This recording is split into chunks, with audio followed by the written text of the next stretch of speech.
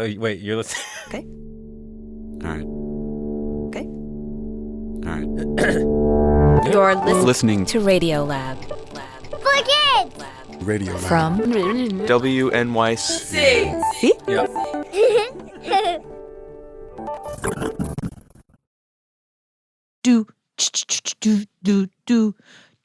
do do. That's not the Olympic song. But the Summer Olympics are in full swing, and I am feeling sporty. The Olympics, they've got so much. They've got gymnastics, they've got swimming, they've got archery, and so much running, relays, sprints, marathons. But you know what race they don't have? The wildest running race I have ever heard of, in which a human competes against a horse. Yep, it's a real race. It happens every year in Arizona. Humans race horses. The course is 50 miles long, and today we are going to go. We are sending reporters to witness the race with all its snuffling, sweaty beasts and horses to learn why this bizarre-sounding race may actually give us a clue about how we became humans and sort of the qualities that give us our humanity.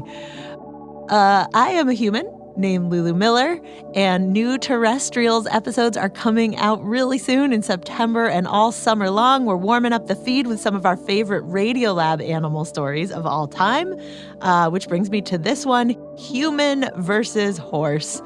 It is quite a ride, and it comes to us from producer Matt Kielty and reporter Heather Radke. Here we go. Giddy up. I have no idea where we should start. I was wondering, it's like with the dawn of human civilization.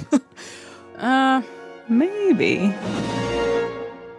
Okay, so the story comes to us from Heather, who is a fantastic writer, who brought us a story that, if I were to boil it down, is about a horse, a lone man running through the desert, and what it fundamentally means to be a human being. And weirdly, butts. I didn't see this coming, but it's about butts.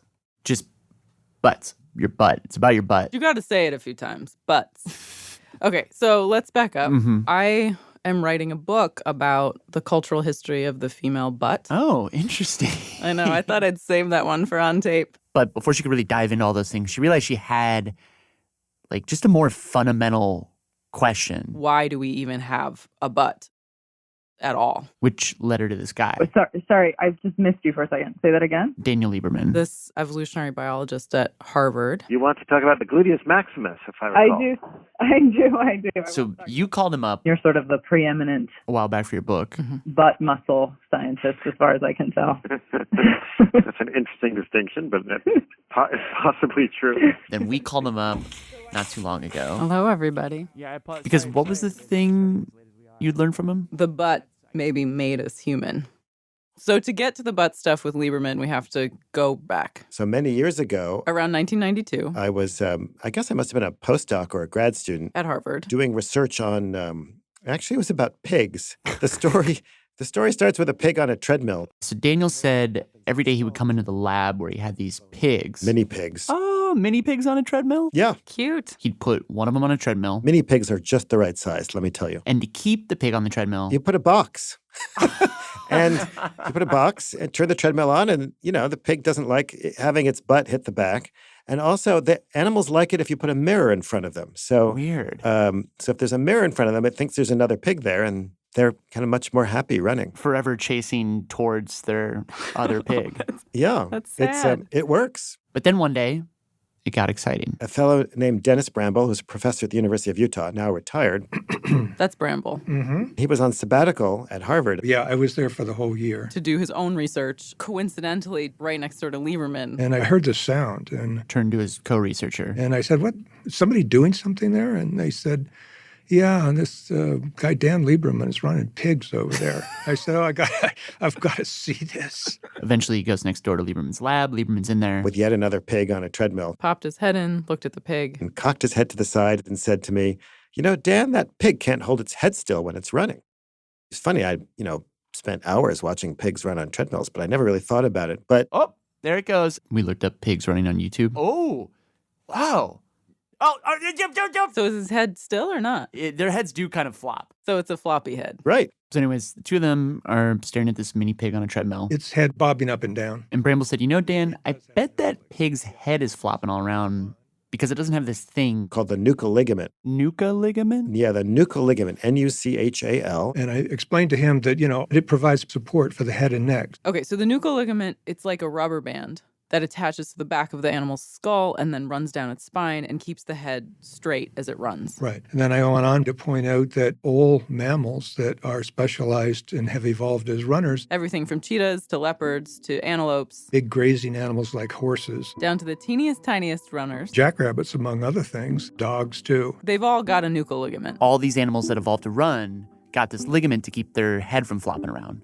And the animals that suck at running, they don't have one. Right. Pigs don't. Apes don't. Chimps, Gorillas. They have no nuchal ligament. nothing. They don't really need one because running's not a big part of who they are. But then the weird thing is that humans, well, Humans have one. Humans have one of these too. we have this ligament. And this is sort of like A a, eureka moment. like a because Dan says, a it was eureka moment. evidence that Because humans- from the neck up, essentially what we're talking about is the brain. The thing that really sets us apart from the rest of the animal kingdom. And when Homo erectus first appears, their brains are about half the size of the brains that we have today. What Dan and Dennis would realize, like looking through the fossil record, doing all sorts of laboratory research, is that from the neck down, 2 million years ago, we got all these adaptations that we still have, adaptations that seem to be explicitly designed for running. So, for example, Take the foot. almost all animals that run have short toes. If you have long toes and you're running, your toes break. And sometime around 2 million years ago, our toes got shorter. Or also, like 4 million years ago, our feet were flat. You can have a flat foot and walk very well. But once you have a flat foot, it's very hard to run. 2 million years ago, our feet start to arch. That arch is a spring. And in fact, there are plenty of other springs, It's like the Achilles tendon. which is like a centimeter long in a chimpanzee or a gorilla. With Homo erectus, it becomes Really long. A huge spring in your leg, Also, our hips become twisty, tall, narrow, that help us stay stable, arms, that are really useful for climbing. shorter, legs, longer, the inner ear, The semicircular canals, larger. more sensitive to pitching forces. so you can balance better. Our joints in our knees and our hips get bigger, which are supposed to be able to bear the load of running. And maybe the most important adaptation, the butt. But So the gluteus maximus plays a very important role when you're running, and turns out to barely be active when you're walking. And you don't need the fancy equipment in my lab to figure this out. You can just do this yourself at home. Just walk around the room and hold your butt, and clench your kind of butt. And Yeah. and when you're walking, your butt will just stay kind of normal, right? It'll stay kind of saggy. won't really clench up very much. But when you run, you'll feel it clench up with every step. But then, so like, well, why? Why did this happen? Like, why did we start running? Well, there was climate change. So the ice age began starting around 2.8 million years ago. The Earth's climate started changing substantially, and Africa started to dry out. And Dan says what happened is forests and jungles turned into Grassland habitats and more open habitats. Which quickly filled up with large grass-eating mammals Herbivores, like kudu and antelope. and other large mammals saber-toothed tiger or something like that. that ate those mammals. But unlike other carnivores, Your lions, tigers, cheetahs. we don't have any natural weapons. We don't have claws and fangs. But natural selection often comes up with really interesting solutions. Dan says, imagine you're back 2 million years ago. Where are we? Well, we might be in a woodland or we might be a savanna. There's a variety of habitats. We'll stick with the savanna. You're out there with your family, friends, clan. We don't really know the group sizes, but probably, 15 to 20 maybe is not an unreasonable guess. But who knows? You and your group are walking through the tall grasses of the savannah. You're hungry, And off in the distance, you see some wildebeest, and you run after them. But the wildebeest run away faster than you can possibly run. And the wildebeest will run far away, right, and go hide. But That's okay. You're just going to keep chasing them, Tracking. looking for any signs of their trail. And you're not chasing them at a sprint. You're kind of running along at a nice, relaxed endurance pace, like 10-minute miles. And you do this for mile after mile after mile. But the trick is you find that animal before it's cooled down. Because, of course, the animal would have run away. And when it runs away, it gets hot. Like when you're running generates a lot of heat. And these animals aren't very good at dumping heat. And why can't it dump heat? Because they can't sweat. Unlike us. Most animals are unable to sweat. So the way they lose heat is by panting. The thing about four-legged animals, though, is every stride they take when they're running, the guts slam into the diaphragm like a piston. And so when an animal starts galloping, it has to train each breath with each stride. And that prevents it from doing the short little shallow breaths, that animals do when they pant. Huh. And so Dan says what you do is you try to keep this wildebeest sprinting. So you stay slow and steady, keep moving, just slowly chasing this thing. And slowly over time, you're making it get hotter and hotter and hotter until at a certain point, after tons of miles, could be 20, could be 30, you push this animal to the point of exhaustion. And at that point, the animal is basically collapsing, right? Its defenses are gone, and they just find a rock and dispatch the animal with a rock. And when you say dispatch, you mean like we beat its brains in? That might be what they might do, yeah. Huh. This is so horrifying. I know, it's a terrible way to die, right? Yeah. But once we are able to do this, we were able to become hunters. And of course, hunting gives us access to incredible number of calories. You also have access to important nutrients. It's not just meat. It's also liver and brain and marrow. These are very rich, important, and rare resources that enabled our ancestors to overcome the constraints of that so many animals face. And of course, to hunt, you can't really hunt without running. And so running helped us become hunters, and hunting and gathering helped us become the smart, intelligent, cooperative creatures that we are today.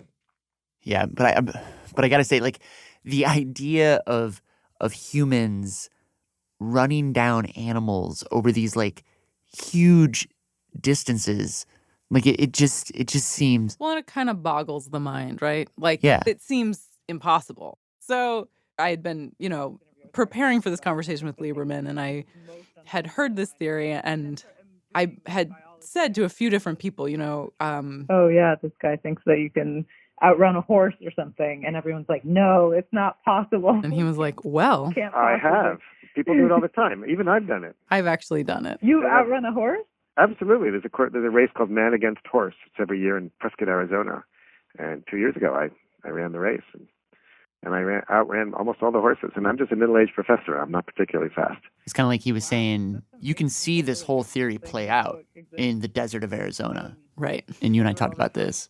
And we were like, okay. We're going.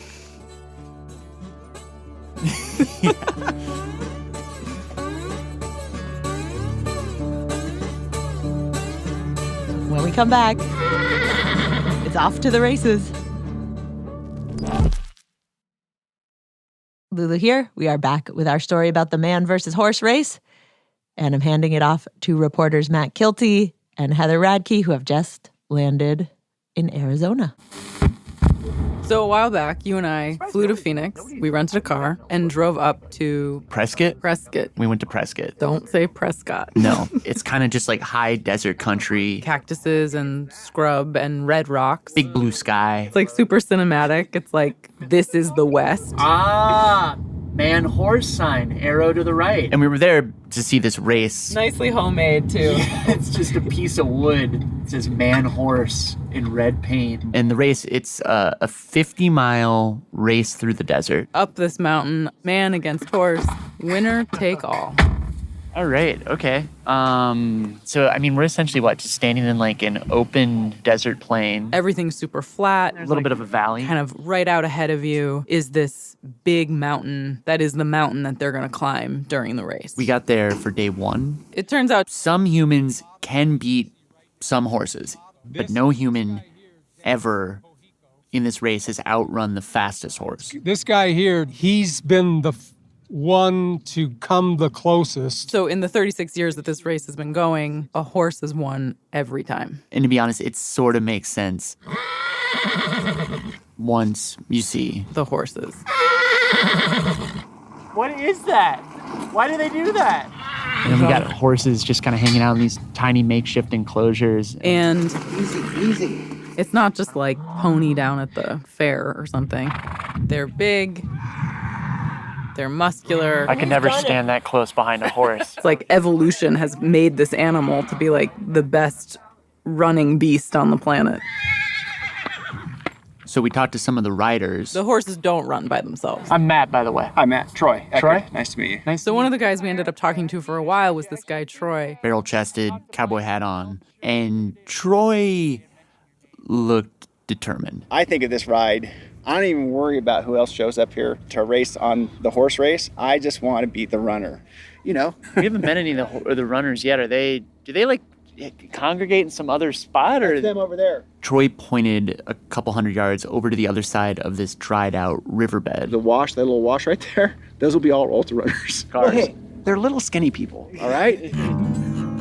So, here's what we got for the reenactment of the origins of running and humanity. On one side of this wash, standing in for the ancient antelope of the Serengeti, masses of muscle. Bred and trained to run. And then on the other side, small group of maybe 8 people wearing microfiber, whatever. I mean, at this point, it pretty much seems like the horses have got it. Yeah, like a blowout. But then we heard about this one guy. Nick. Now, this kid says he's coming, Nick Corey. We'd actually also heard about him from Ron. He says he wants to come tomorrow and beat the course record. But there was no sign of him yet. Day 2.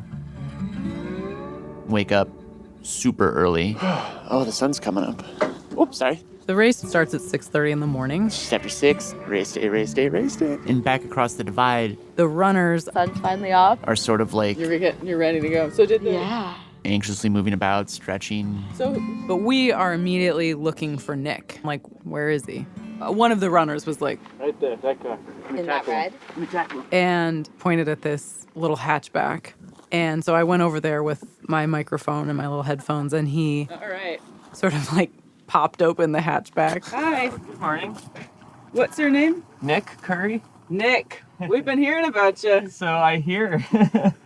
He's a young guy, early 30s. A little bit bleary-eyed. Did you just get up? Kind of. I slept out here last night, so this is my place to get ready. He slept in the back of his Honda Fit in a sleeping bag. It's easy to just wake up and be here and not have to worry about driving. And right away we were like, so are you going for a course record? I'd say it's a possibility. Like, I don't like to get ahead of myself. I know what... So he sort of hedged a little bit, but we didn't actually have that much time to talk to him because the race was about to start. We gotta let you go, but Yeah. thanks for talking to us. Yeah, thanks, Nick. And so about 10 minutes later, 50 milers, runners check in over here. Ron starts calling people together. 50-mile horses. Horses start arriving. Listen up. Hey, everybody respect everybody.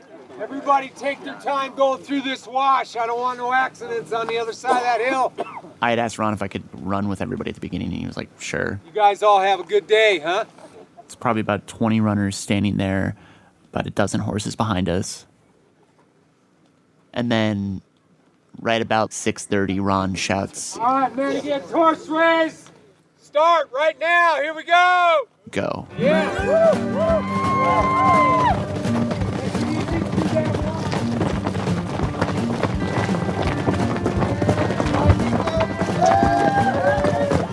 So all the runners get down into this wash first, come up into this barren desert, and pretty quick, On your right.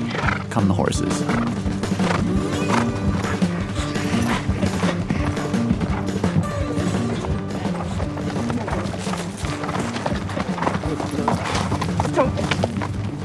Meanwhile, Troy is like galloping out there. He's like 100 yards ahead of anybody. As quickly as we could. You can see dust coming up behind his horse. Good luck, y'all. Yeah.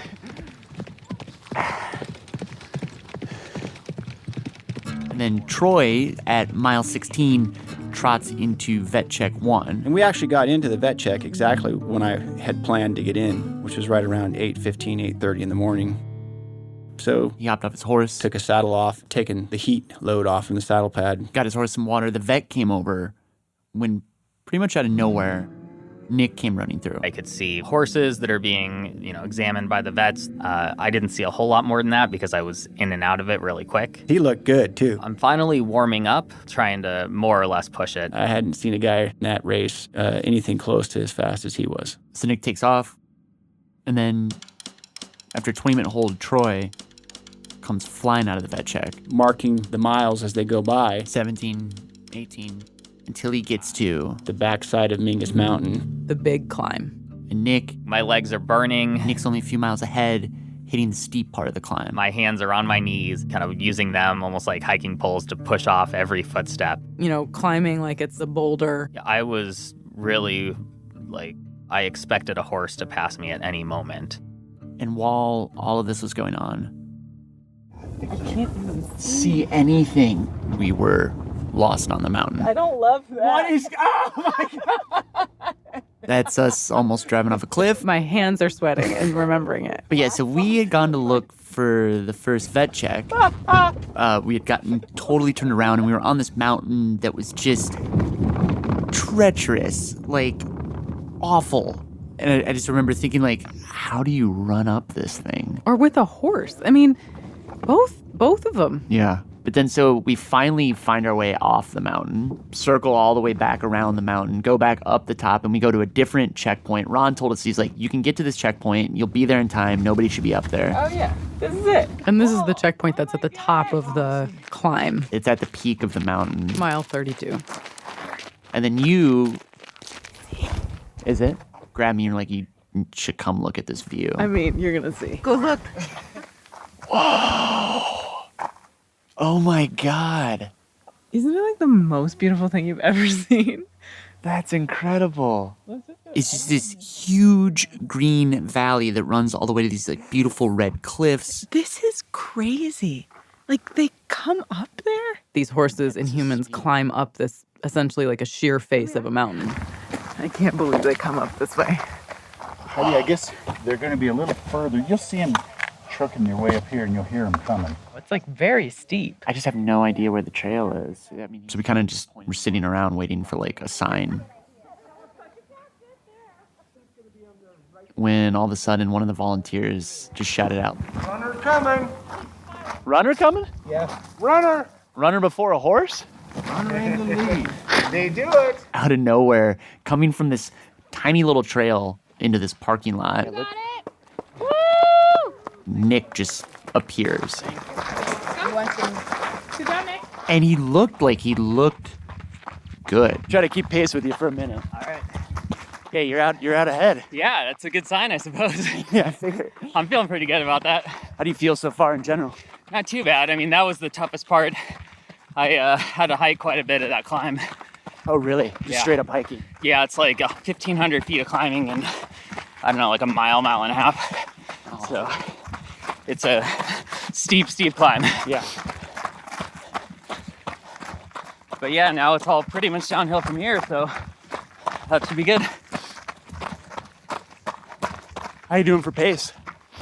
I'm happy with where I'm at. I'm just running hard but comfortable. Okay. I don't know where that compares to the record or anything.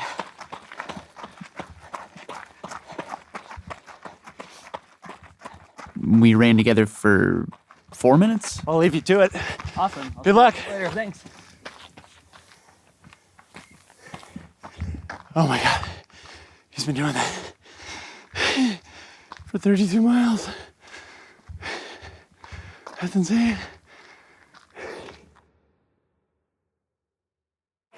What happened? Yeah, I ran with him for a little bit. I'm so dead. Not a horse? No horse yet. Huh. There still wasn't a horse. 20 minutes go by. So then finally, there's a horse. In fact, there's two horses. There's these two women riders who kind of emerge out of the trail. But there's no Troy. Yeah, there's no sign of Troy. And this is how I remember it. Like, we'd heard something had happened. Somewhere back down the trail, his horse stumbled and fell. That a rider had gone down. Did I hear a name? But no one knew who. And then we ended up finding out that, in fact, We caught a rock and went down and Troy, around mile 26 or so, he and his horse caught a rock, toe catcher as he called it. He and the horse both fell, yeah. which sort of, to a large extent ended my day. And they were okay. But the idea of winning was completely gone. But there were these riders, Susie and MJ, who we'd also heard actually, I think were like top riders. Who have won lots of races. And so they had a pretty good shot of winning too. And we're like, okay, well, we'll follow them. So we drove a mile down the road to vet check 2. We knew Nick was ahead, but the question was he ahead enough? And you go and you start talking to people, and then when we were coming in, I asked one of the volunteers Did the front runner come through? if Nick had come through, and he was just like, oh yeah. No, he is really moving. Because we want to make sure we don't miss him at the finish line. Do you know what when he might get in, you think? We look at a map and we realize that Nick is running a 7-minute mile. So if you're trying to get there to catch him, you're not going to have a lot of time. We decided that I'd stay behind and talk to the horse people, and you'd go ahead and try to get to the finish line. Okay. But all right, I'll be in touch.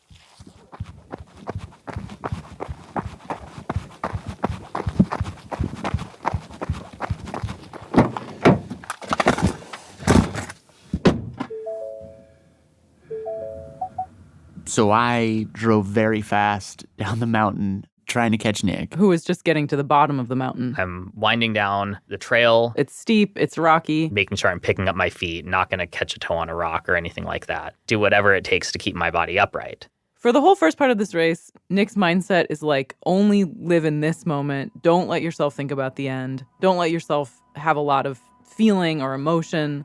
But then here at the end, after 40 miles...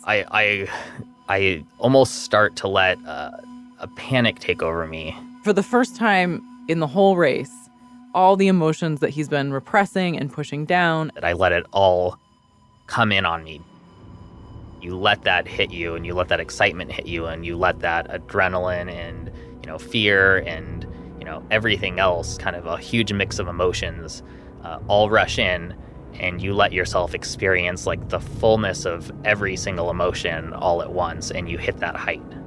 I just started running basically as hard as I could, faster and faster, and like I almost built this momentum of like nothing can stop me from getting to that finish line. Like I hit that last half mile where I can see the finish banner, I can see the finish line. Like tears started welling up as I'm running in, and like the emotions just completely overcome me as I cross the finish line. So I got back down to like the base camp, got out of the car and started making my way over to the finish line, and then I just saw him You already beat me here. standing there. How'd it go? Good. He was surrounded by a bunch of people. Did you do it? Yeah. Catch him at 6:14. 6:14. Hey. 6:14. I go, he's not in yet. I'll let it go up there. Yeah, there you go. 6:14. Way to go, man. Yeah. Oh, I just can't believe you're my favorite runner. I ever tell you that? So that's awesome. But really, what everybody wanted to know God, so did Nick beat the horse? was, did Nick win? Like, for the first time in the history of this race, did a human beat the horse? And so what they do is they have this banquet later where they actually give out the awards and announce everybody's time. They get a nice big fat winner's buckle in the feet. The winner gets a really cool belt buckle. So the way it works is that Ron announces the winners by category. So in third place, starting with the top 3 runners. Pete Mortimer. He announces third place and then second place, and then he gets to... All right, here we go. Here's the big one. Really big. Nick. Really big show here. Nick Corey. Nick Corey won this course, won the race in time of 6:14. He won the course outright by beating the horse by over an hour and 15 minutes. Yeah. Okay, so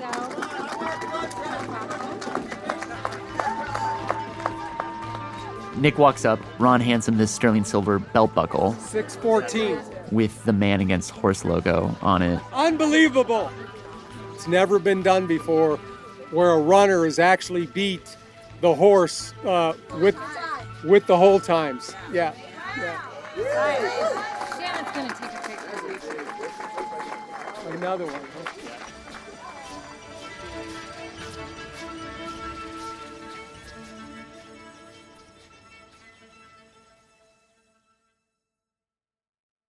In the story of Ancient Man, this would be the moment where you get to eat your you bone marrow. You catch up to the gazelle and you bash it over the head and break open its brains bones. in while it's like just slowly breathing on the ground in front of you. He's like, that's not my bag. That's your guys' thing. Yeah, I guess it's maybe like the old adage comes to mind. It's not about the destination. It's about the journey. I want it to be something like that. I guess I always found it fascinating how it seems so obvious that a race is about the end. Right. But everybody we talked to was like, it's not about the end. And maybe they were just sort of like, maybe that's like the good sportsman thing to say. Maybe that's kind of like how you get yourself through it. But I guess that's sort of to the point, is like the only way you can run a race like this, the only way you can really run 50 miles is to think about it mile by mile instead of imagining that the end is the goal. Right. You have to go just step by step. You have to keep steady. It's like we're not just evolved to get to the end. We evolved to endure the whole process. But I guess the beautiful thing about it is, like, either way, no matter what, we got there because of our butts. Is that where you were going? Yeah. No matter what, it's all about the butt.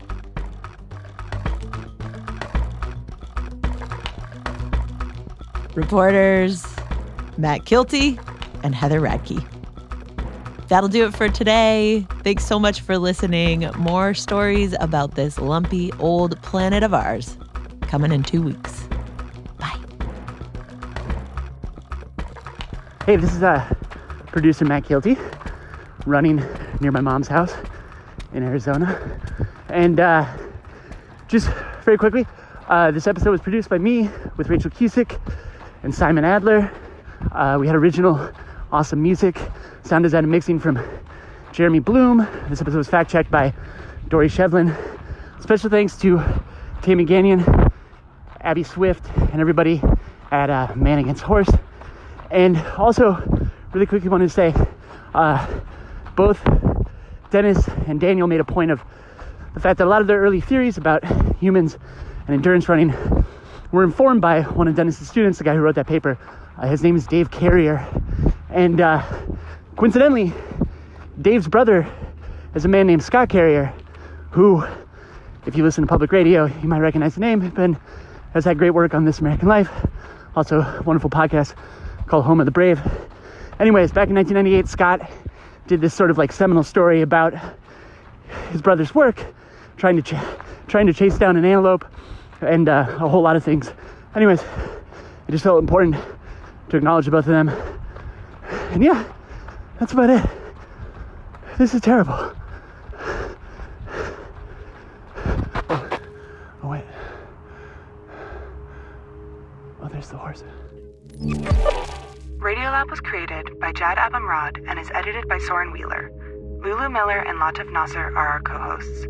Dylan Keefe is our director of sound design. Our staff includes Simon Adler, Jeremy Bloom, Becca Bressler, Rachel Cusick, Akedi Foster Keys, W. Harry Fortuna, David Gable, Maria Paz Gutierrez, Sindhunyana Sambandang, Matt Kielty, Annie McEwen, Alex Neeson, Sarah Kari, Anna Vasquez Paz, Sarah Sandback, Arian Wack, Pat Walters, and Molly Webster, with help from Sachi Kitajima Mulkey. Our fact checkers are Diane Kelly, Emily Krieger, and Natalie Middleton. Hi, this is Beth from San Francisco. Leadership support for Radiolab science programming is provided by the Gordon and Betty Moore Foundation, Science Sandbox, a Simons Foundation initiative, and the John Templeton Foundation. Foundational support for Radiolab was provided by the Alfred P. Sloan Foundation.